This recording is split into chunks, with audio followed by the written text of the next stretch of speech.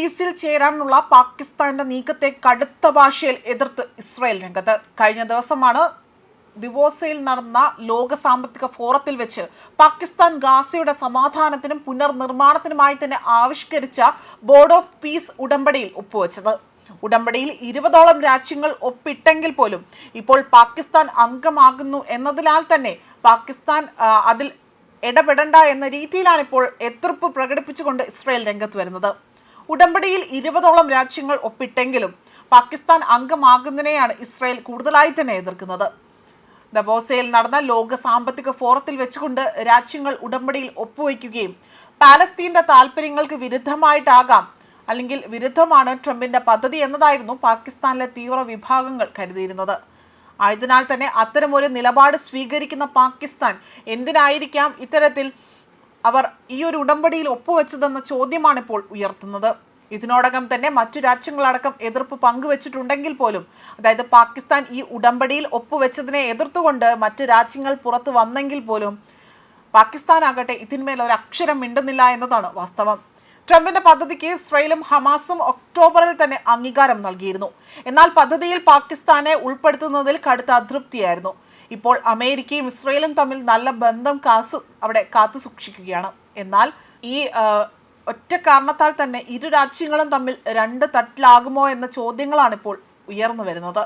ഗാസയിലെ സമാധാനത്തിനായി തന്നെ പ്രധാനമായും പ്രവർത്തിക്കുന്ന ട്രംപ് അദ്ദേഹം തന്നെയാണ് ഇക്കാര്യങ്ങളിൽ കൂടുതലായി തന്നെ നിയന്ത്രണങ്ങൾ ഏർപ്പെടുത്തേണ്ടതെന്ന ഒരു കുറ്റപ്പെടുത്തലും ഇവിടെ വരുന്നുണ്ട്.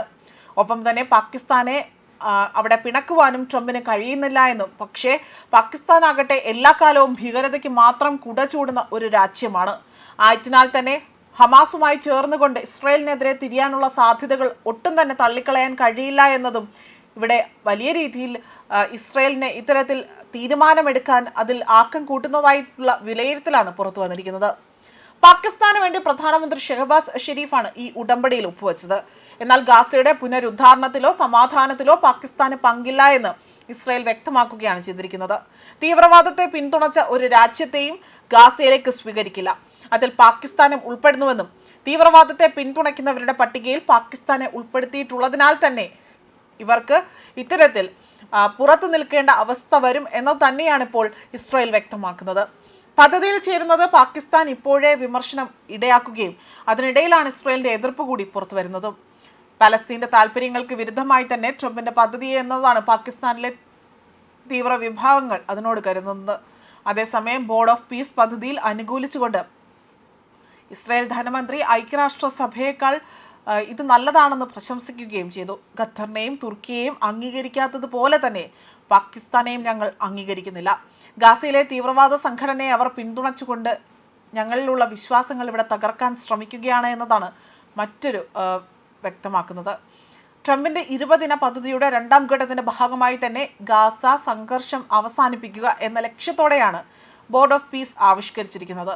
ഗാസയ്ക്ക് പുറത്തും ആഗോള സംഘർഷങ്ങൾ പരിഹരിക്കുന്നതിനുള്ള പുതിയ അന്താരാഷ്ട്ര സംവിധാനമായി തന്നെ ബോർഡ് വർദ്ധിക്കും, അല്ലെങ്കിൽ ഈ ഒരു ചട്ടക്കൂടിൽ നിന്നുകൊണ്ട് തന്നെ ഇത് കൂടുതലായി തന്നെ പ്രവർത്തനക്ഷമമാക്കാൻ കരുതും എന്നതാണ് റിപ്പോർട്ട് സൂചിപ്പിക്കുന്നത്. അതേസമയം പല രാജ്യങ്ങളും ഐക്യരാഷ്ട്രസഭയെ മറികടക്കുന്നതിനുള്ള നീക്കമാണ് ഇതിനെ കണക്കാക്കുന്നത്. അതായത് ഇത്തരത്തിൽ ഒരു ബോർഡ് ഓഫ് പീസ് കൊണ്ടുവരുന്നത് ഐക്യരാഷ്ട്രസഭയെ എതിർത്തുകൊണ്ട് അല്ലെങ്കിൽ അതിനെ മറികടക്കാനാണ് എന്നതാണ് ഒരു വിലയിരുത്തലായി തന്നെ മറ്റ് വ്യക്തികൾ പറയുന്നത്. മാത്രമല്ല ബോർഡ് ഓഫ് പീസിൽ അംഗമാകുന്നതിനെതിരെ പാകിസ്ഥാൻ എതിർപ്പ് രൂക്ഷമായിക്കൊണ്ടിരിക്കുകയാണ്. ജയിലിൽ അടയ്ക്കപ്പെട്ട മുൻ പ്രധാനമന്ത്രി ഇമ്രാൻഖാന്റെ പാർട്ടിയാണിപ്പോൾ ഷെരീഫ് സർക്കാരിന്റെ ഉടമ്പടി ഒപ്പിടാനുള്ള തീരുമാനത്തിനെതിരെ ശക്തമായ നിലപാടെടുത്തുകൊണ്ട് രംഗത്ത് വന്നിരിക്കുന്നതും. ന്യൂസ് ഡെസ്ക് കർമ്മ ന്യൂസ്.